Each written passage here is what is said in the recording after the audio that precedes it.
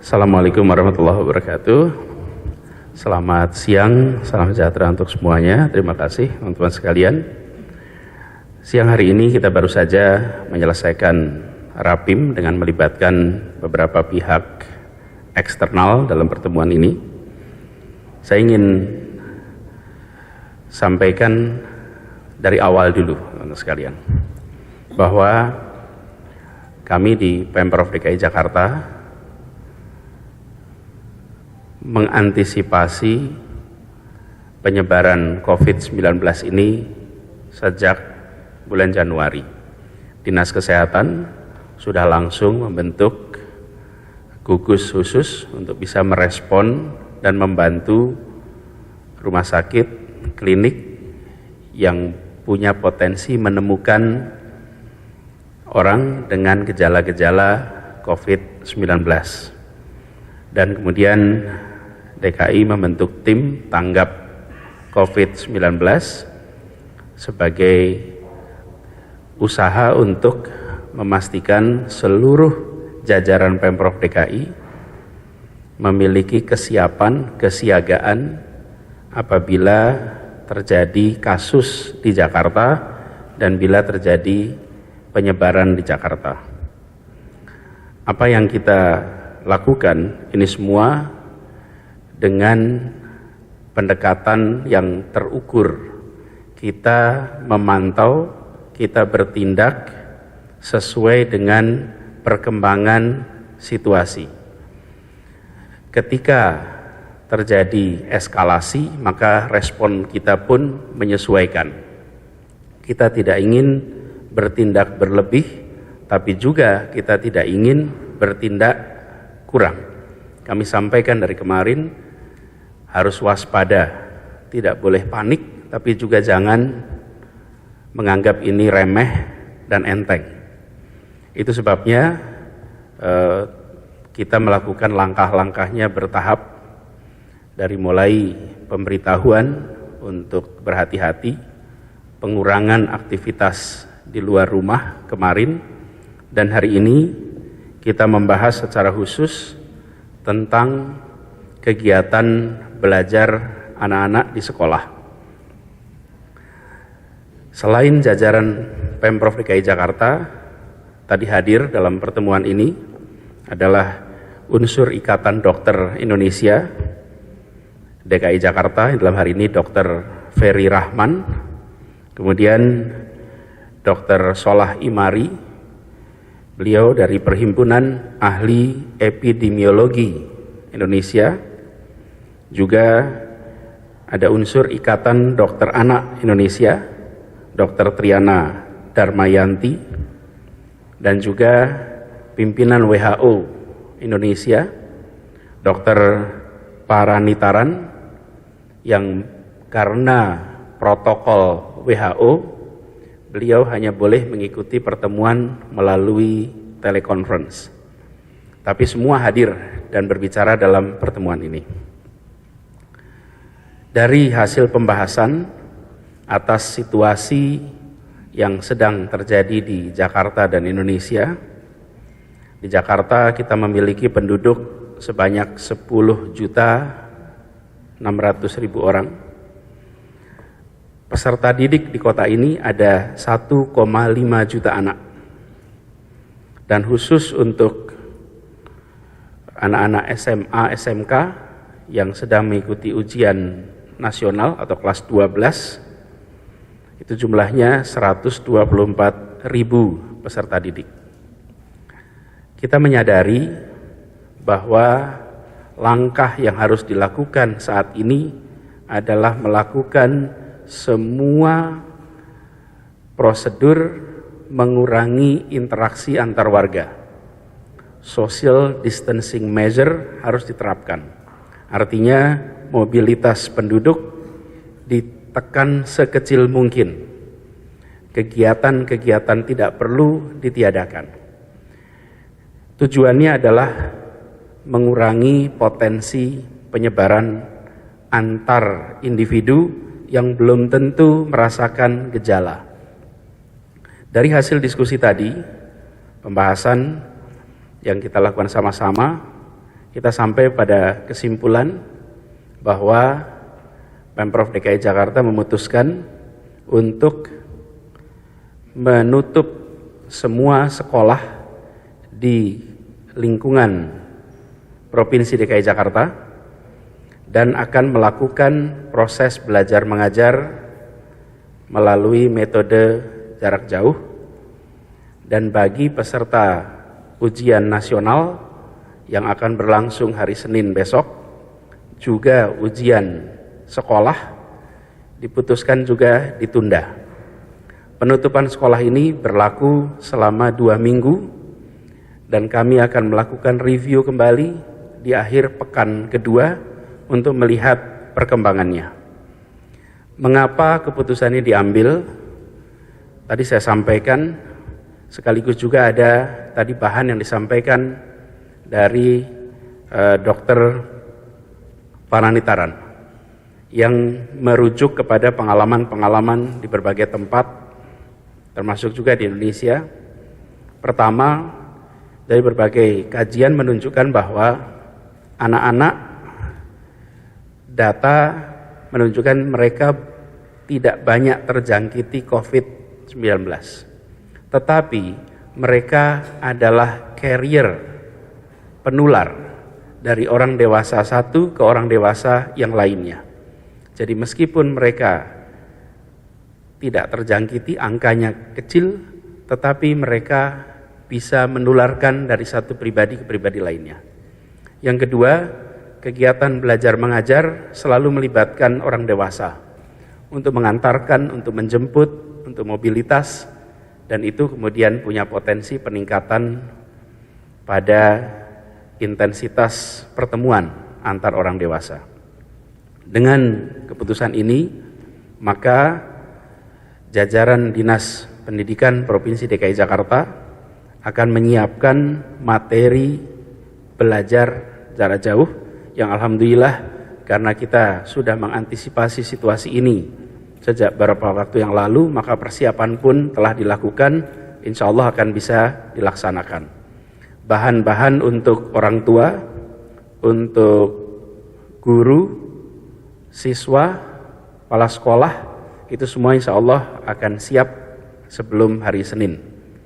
Dan Dinas Pendidikan berkoordinasi dengan semua unsur untuk bisa melakukan itu semua. Pemprov DKI memutuskan menutup sekolah, tapi di Jakarta bukan hanya sekolah, ada kursus, ada pendidikan informal, non formal. Kami menganjurkan kepada semua sebuah himbauan, sebuah seruan untuk menunda kegiatan belajar mengajar secara langsung. Lakukan dengan metode jarak jauh, lakukan dengan proses digital. Tujuannya adalah untuk sekali lagi mengurangi interaksi yang punya potensi terjadi penularan. Sebagai informasi atas situasi yang dihadapi Jakarta, pada tanggal 1 Maret jumlah orang dalam pemantauan adalah 129 orang. Per tanggal 12 Maret jumlahnya menjadi 586 orang. Adapun pasien dalam pengawasan pada tanggal 1 Maret ada 39, tanggal 12 ini menjadi 261.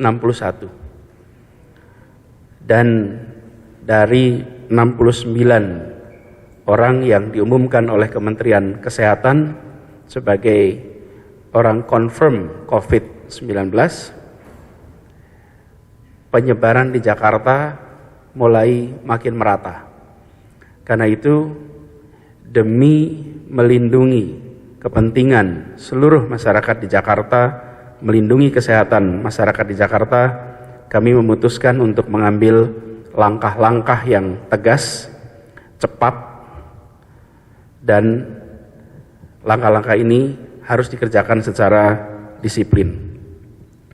DKI sudah menyiapkan seluruh jajaran untuk merespon kondisi ini, sehingga bagi seluruh masyarakat yang memerlukan informasi bantuan, insya Allah kami akan siap. Begitu juga dengan sumber daya anggaran. Insya Allah kita sudah siapkan untuk secara bertahap menangani permasalahan ini. Sekali lagi, ini semua dilakukan demi menjaga keselamatan dari seluruh warga Jakarta.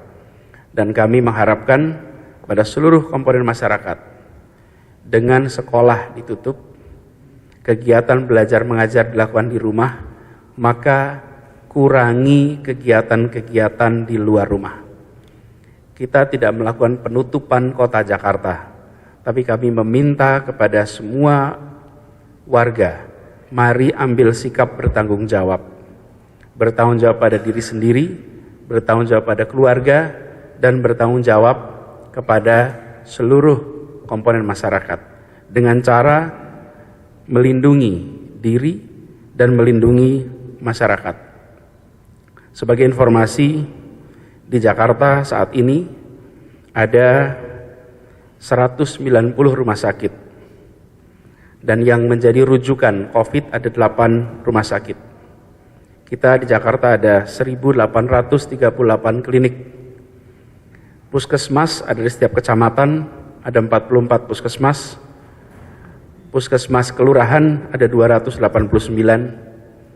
Adapun dokter yang berada di Jakarta ada 3.350 dan perawat 7.300. Kami perlu sampaikan angka ini, Bapak sekalian, sekaligus juga jumlah klinik ada 1.838. Saya ingin sampaikan pada semuanya bahwa saat ini para petugas medis, baik dokter maupun perawat, mereka mengalami beban pekerjaan yang tidak kecil, yang amat besar. Kita berikan apresiasi yang sebesar-besarnya kepada mereka yang berada di garda terdepan. Dan saya meminta kepada seluruh komponen masyarakat yang mendapatkan pelayanan dari dokter, dari paramedik, untuk menghargai, menghormati. Semua memerlukan pelayanan cepat. Tapi di banyak tempat, karena jumlah yang datang cukup banyak, maka saya menghimbau untuk bersabar dan menghormati nasihat langkah yang diberikan oleh para dokter dan perawat. Ini penting untuk selalu menjaga suasana yang kondusif. Para dokter, para perawat itu bekerja non-stop, dan sudah ada sebagian dari mereka yang tertular dengan COVID-19. Mereka yang paling berisiko di dalam menjalankan tugas untuk melakukan pembatasan atas penyebaran COVID-19 ini.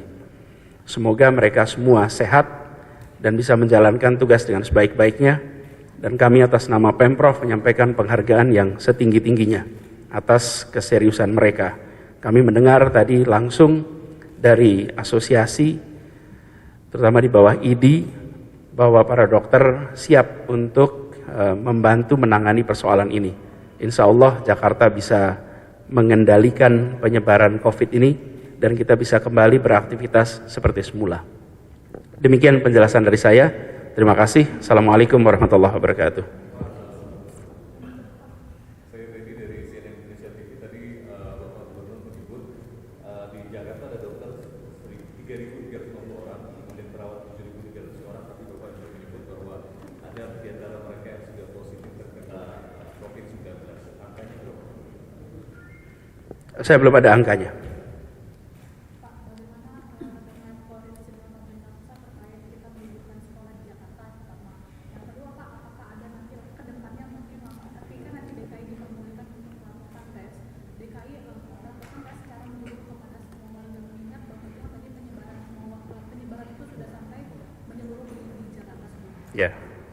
Ya, betul. Pertama kami berkoordinasi dengan Kementerian Pendidikan dan Kebudayaan, terutama menyangkut pelaksanaan ujian nasional. Dan sudah dibahas, dan dari Kementerian Pendidikan dan Kebudayaan memberikan kewenangan kepada daerah untuk menentukan waktu pelaksanaannya, dan kaitannya dengan kegiatan belajar mengajar, memang kewenangannya ada di daerah. Apakah sekolah dimulai kapan, ditutup, dan lain-lain. Jadi kita koordinasi terus dan kita mengapresiasi bahwa arahan dari Bapak Presiden untuk daerah bergerak dengan cepat, daerah merespon ini kami apresiasi sekali. Kemudian terkait dengan kegiatan pemeriksaan, kita sedang menunggu, kita sangat berharap untuk bisa mendeteksi lebih cepat. Karena begini, penyebarannya itu lewat kontak. Bila kita mengetahui siapa terdeteksi membawa virus COVID, maka kita bisa langsung menghubungi, kita bisa langsung memastikan keluarganya, koleganya, tetangganya dalam posisi aman. Karena itulah kecepatan menjadi penting dan transparansi jadi penting. Kami di DKI Jakarta, seperti saya sampaikan di awal, prinsip nomor 1 adalah transparan. Yang kedua adalah kita prinsipnya faktual, sesuai dengan kenyataan. Dan yang ketiga, kita menyadari urgensi, kecepatan untuk bertindak. 3 itu yang kami pegang, transparansi, faktual, dan urgensi. Nah, kami berharap bisa segera melakukan itu. Kita lagi menunggu dari Kementerian Kesehatan, dan perlu kami garis bawahi bahwa COVID-19 ini bukan aib. Jadi kalau terdeteksi itu tidak usah harus disembunyikan. Justru kalau terdeteksi harus menyampaikan supaya melindungi yang lain dari tertular dan melindungi dirinya agar bisa langsung ada tindakan perawatan. Ada cukup? Pak, kalau metode jarak jauh itu seperti apa ya Pak? Social distancing measure. Metode belajar jarak jauh.